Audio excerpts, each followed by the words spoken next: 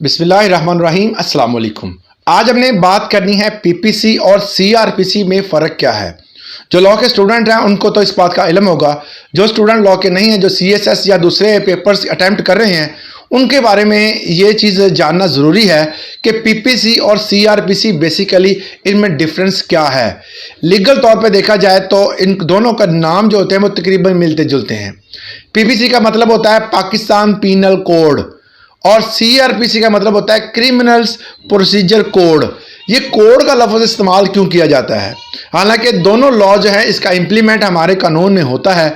किस तरह इम्प्लीमेंट होता है, इसकी कैटेगरीज क्या हैं और क्या तमाम केसेस इन्हीं दोनों में भी चलते हैं, इसको आज की वीडियो में हमने डिस्कस करना है।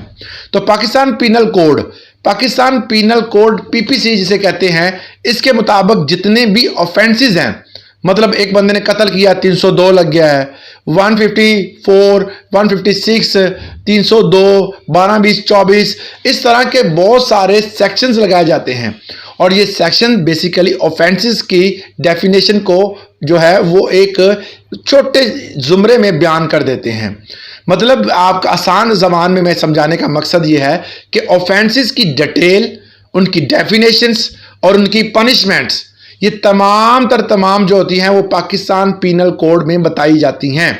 कोई भी एफआईआर होती है, आप कोई भी एफआईआर उठा के देख लें, उसमें जो ऑफेंसेस हैं बजुर्म लिखा होगा और आगे लिखा होगा 302, 324, 154, 490F, इस तरह के ऑफेंसेस लगे होंगे।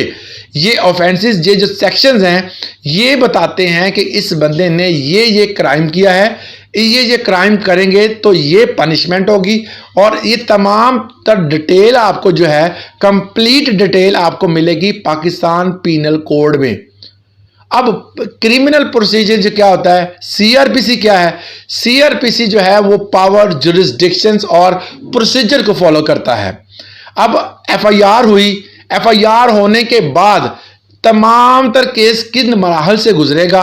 एफआईआर के बाद बेल होगी, बेल के बाद बंदा बाहर आएगा, उसके बाद दोबारा अगर गिरफ्तार करना है तो कैसे करना है, उसके बाद तफ्तीश कैसे होनी है, किस अदालत में केस चलना है, कौन सी अदालत केस को जो है वो लेके चलेगी, किस अदालत के बाद किस अदालत में जाएंगे हम, ये तमाम जो प्रोसीजर है, वो जो प्रोसीजरल वर्क है, वो तमाम सीआरपीसी में किया जाता है। तो मतलब ये हुआ कि पीपीसी इज अ डेफिनेशन और ऑफेंसेस और उनकी डिटेल देती है, और जिसको फॉलो करना होता है एक मुकम्मल प्रोसीजर जो है वो सीआरपीसी में दिया जाता है।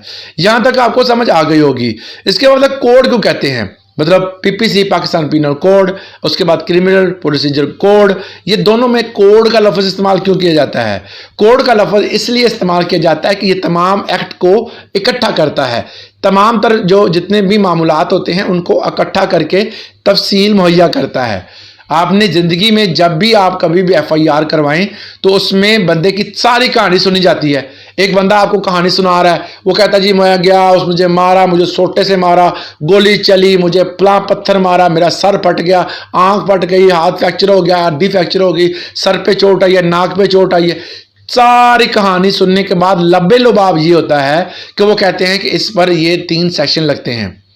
अब वो 3 सेक्शन को देखकर पहले तो डॉक्टर एग्जामिन करता है, वो सेक्शन जब लगा देता है तो उन सेक्शन को देखने के साथ ही एक जो है वो जो लॉयर होता है या एक लॉ का जो स्टूडेंट होता है, उसे समझ आ जाता है कि इस पर कौन से जुर्म लगे हैं। अब इसको हमने किस तरह जो आगे अदालत में लेके चलना है। अगर किसी बंदे का जो है पर्चा हो गया है तो 489F का हुआ है, चेक बाउंस का हुआ है, तो जब उसके बताएंगे पर्चा हुआ है, कौन सा हुआ है, 489F का हुआ है जी, 489F का पर्चा हुआ है, तो इस पर फलां प्रोसीजर लगेगा, वो अकॉर्डिंग टू सीआरपीसी जो चलेगा सारा। तो प्रोसीजर वर्क और जो जिसमें जुर्म है वो पीपीसी में बताए जाते हैं, प्रोसीजर फॉलो किया जाता है सीआरपीसी में। ये मुख्तसर सा तारुफ था, उम्मीद करता हूँ आपको जरूर समझ आ गई होगी। आज के लिए इतना ही, इजाजत दीजिएगा, अल्लाह हाफिज।